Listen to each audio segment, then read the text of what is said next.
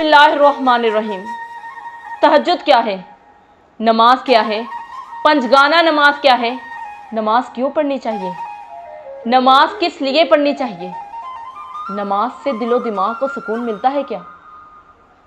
नमाज किन मुश्किलात का हल है? नमाज किन किन सिलसिले के लिए पढ़नी चाहिए? नमाज क्यों पढ़नी चाहिए?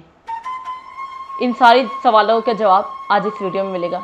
सबसे पहले अगर आप हमारे चैनल पर नए हैं तो हमारे चैनल को सब्सक्राइब कर दें, लाइक कर दें और कमेंट कर दें। जहां नमाज पढ़ो उस जगह थोड़ी देर बैठ जाओ। जहां नमाज पढ़ो उस जगह थोड़ी देर बैठ जाओ ताकि बदन के तमाम हिस्सों में सुकून पैदा हो जाए। फिर नमाज के लिए खड़े हो जाओ। फिर नमाज के लिए खड़े हो जाओ। इस तरह ये ख्याल करो कि काबा तुम्हारे सामने है। ये ख्याल करो कि काबा तुम्हारे सामने है, पुल सरात तुम्हारे पाँव के नीचे है, जन्नत तुम्हारे सीधा हाथ की तरफ, जहन्नुम तुम्हारी उल्टी हाथ की तरफ।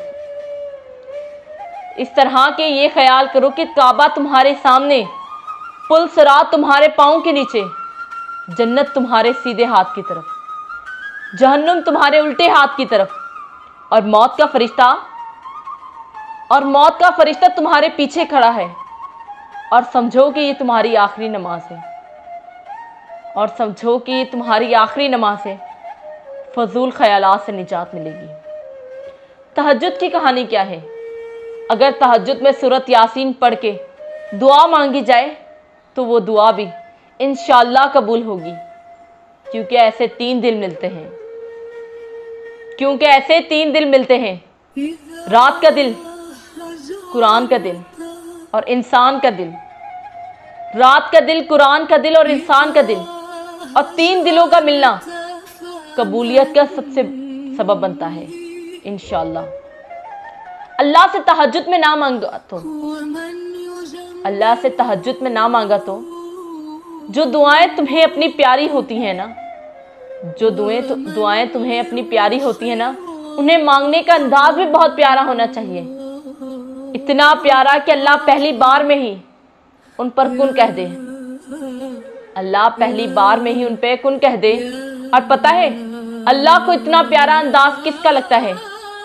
तहज्जुद पढ़ने वालों का। आपको जो चाहिए, अगर आपने उसे अल्लाह से तहज्जुद में नहीं मांगा तो क्या मांगा? अगर आपने उसे अल्लाह से तहज्जुद में नहीं मांगा तो क्या मांगा? तहज्जुद का पलरा। तो अगर दर्द रात भर सोने नहीं देता तो जान लो कि वो मुंतजिर है तुम्हारा। अभी भी उसका इंतजार है तुम्हारी दुआओं का। मांग लो, अभी भी कुछ नहीं बिगड़ा। अभी भी वो सब हो सकता है जो तुम चाहते हो।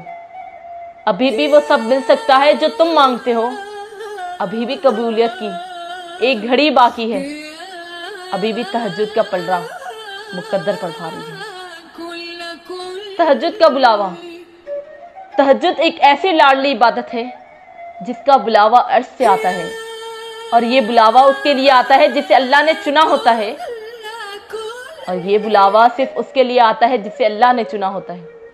और यही उसकी खुशनसीबी है। और जब इंसान ये इबादत कर रहा होता है, तो अल्लाह पाक अपने उस बंदे को प्यार से देखता है और अपने नेक बंदों की उसी इबादत से उन्हें सुकून बख्शता है और उनके तमाम ख्वाहिशात पूरी करता है जो वो चाहते हैं। तहज्जुद की तौफीक। हजरत हसन बसरी के पास एक नौजवान आया, कहने लगा कि हजरत दुआ करे कि तहज्जुद की अल्लाह रहमत भेज।